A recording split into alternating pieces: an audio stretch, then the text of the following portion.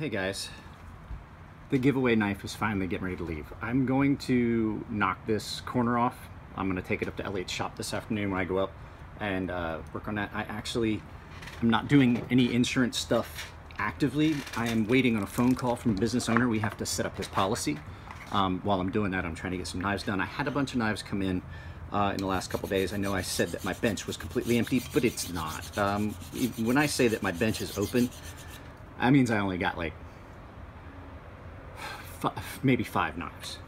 But the reason that this is going, the reason that I'm doing the push to get this knife done so I can give it out to England to Mr. James Yates, who won our giveaway that we did on the channel at the 1,000 subscriber mark, is he also ordered one of my neck knives. And it's done, and it came out gorgeous. Matt over at Armitage Carry always does a good job on the sheaths. This is the, if you guys watched, this is the two-tone black and red that I did with the checkered pattern. I'm actually going to get behind the camera so we can take a good look at it, but yeah, this came out gorgeous. It's probably one of my favorite color schemes. Matter of fact, I won't even pull it up. I have a video that I'm going to drop in here at this point, just in a second. So hang on.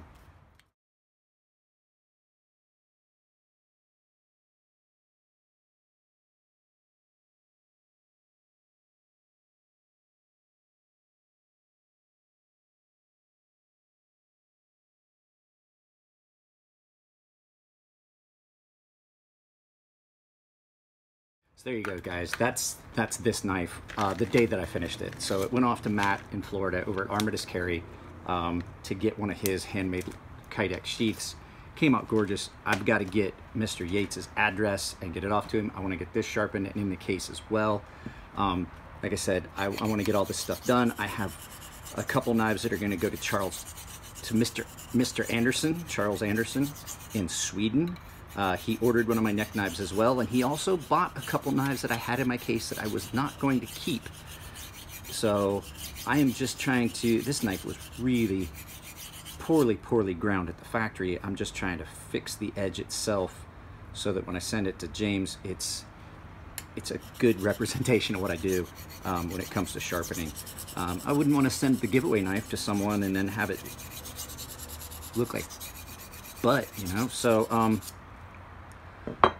while I've got this here and I'm waiting on that gentleman to call me, I wanted to address something. I had this knife come in. Now I'm waiting on the customer to tell me if he wants me to finish it, but I'm going to insert a video here in a little bit. So all the Cold Steel fanboys that threw a fit when I said that the knives were misground and this and that, and then even Lynn Thompson commented about how the knives are hand sharpened. To me, hand sharpening is what I do. Hand sharpening is not putting it on a grinder and leaving the edge at that. This is hand sharpened. That's still machine sharpened. There's a definite difference. Now, I'm not gonna lie, my knives that I make get machine sharpened first, just to apex, and then I hand sharpen. I don't agree with that statement that they're hand sharpened, and therein lies the issue with knives coming out misground and not having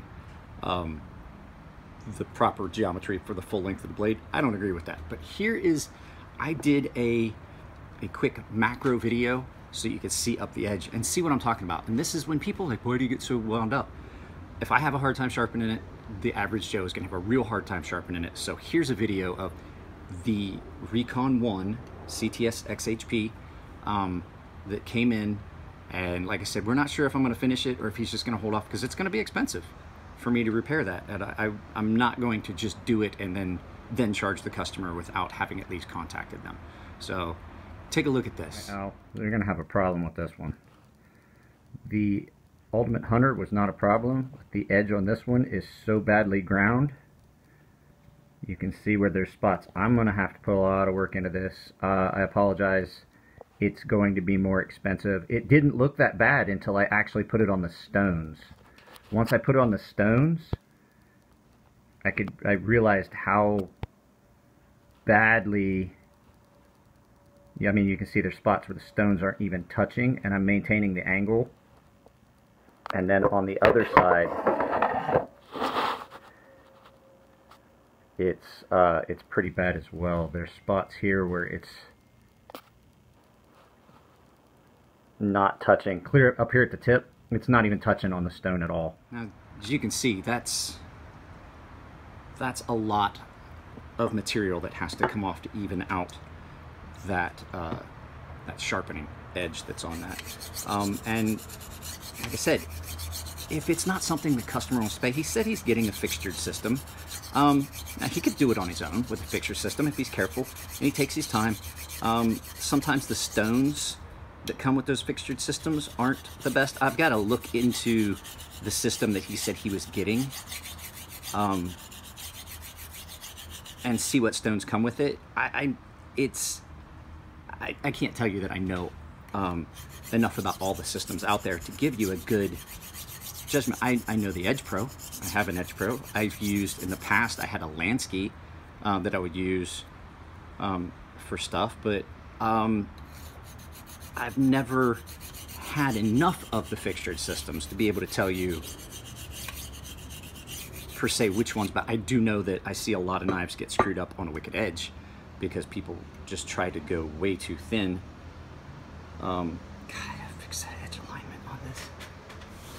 So this is pretty much the edge angle is set on this one. It's not my edge angle that's flawed right now. It's the edge job. It wasn't a real expensive blade. It is a nice knife design, but it's just not, it wasn't executed real well, but they weren't that expensive. So with that being said, yeah, this is just gonna be a quick one. Like I said, I'm waiting on a call from this guy to set up his to capture his elections in the system.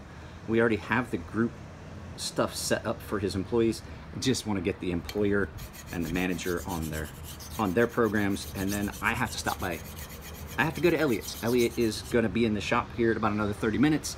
He is going to start heat treat on those neck knives. I now have one definite, one reserve on those neck knives. So that means that there are 3 left right now on November 16th. Get in touch with me. Just because I don't have blanks does not mean there won't be more. I can always cut out more blanks. Problem is I've got to order steel. So if I'm going to order steel, I'm going to have to definitely take a bunch of orders to account for the cost of the steel, so that I have enough money up front to buy the piece of steel, and then I think I got a crack in this. I think it's leaking. To be able to buy the steel, purchase it, and then start the actual process. So now that I've got this pretty much ready to go, I'm going to let you guys go. Like I said, I do take so that you guys know, I had to start doing this, and you guys probably heard me say it in another video before. I had to start taking a non-refundable deposit on these knives when I make them, because to put all the work that goes into them, I can't express to you guys, like, people are like $130 for that little knife for the base price. I mean, they're like, that's crazy expensive. The flip side of what you guys aren't seeing is, and a lot of people don't realize this, there's hours of work that goes into that before it ever even goes on the grinder for its edge. There's basically, I've spent 10 hours getting everything set up to get them into the heat treat ovens today. And once they're in the heat treat ovens and they come out, I'm at about the halfway point. I have to do the edge grind. I have to do all the final finish, surface finish on the surface grinder. And I do that by hand. There's not like a surface grinding mill that we have that we can use for that. So there's hours of work that goes into that. I don't have anything water jet. Everything gets cut out by hand with an angle grinder, and then that's then rough shaped and everything cut down to size on the belt grinders. So, I mean, basically when those knives leave my shop, or leave the shop and leave my house at $130, I'm making less than $1 an hour when you look at what's into them. well, I'm making less than about I'm making about $5 an hour, maybe, on those knives. And eventually people are just going to have to realize that when you buy something that's handmade, you have to account for the time. I have a knife that we're trying to get production style. It's not going to cost that much. It's not going to cost as much as maybe one that I make by hand. Like I said, that's why I have to do the deposit, because when I have somebody order a knife and then back out after I put all that work into it, now I have to refinish that knife, because a lot of times it's done in the fashion that the person that ordered it wanted, and I can't sell it to someone. I'm gonna have to refinish it. So not to go on a little tangent, nothing like that. I just, you know, it kind of bothered me when somebody said that the other day, you know, why would you charge that much for a knife? Well, you know, they're handmade, every part of it. So yeah, guys, we got a new Patreon. His name is Deshaun Robinson. Deshaun joined my Patreon. He's sending me some knives, and we were talking back and forth. He did join the Patreon, so that's pretty cool. I like when we get new Patreons. I haven't done a shout out. I need to do a full list shout out. I'm gonna do a live video on Patreon just for the Patreon subscribers. So yeah, that's it, you guys. Up over my left shoulder, once again, is gonna be the subscribe button. Up over my right shoulder is a video YouTube thinks you like. And if you're not getting the subscription notices, check and see if you've hit the bell icon. If you do like my videos, please like the videos, because that gets it out to more people. And then if you really like the videos, like I said, the Patreon is always in the description below. All right, guys, got to finish this, and I got to get this insurance stuff done. Later.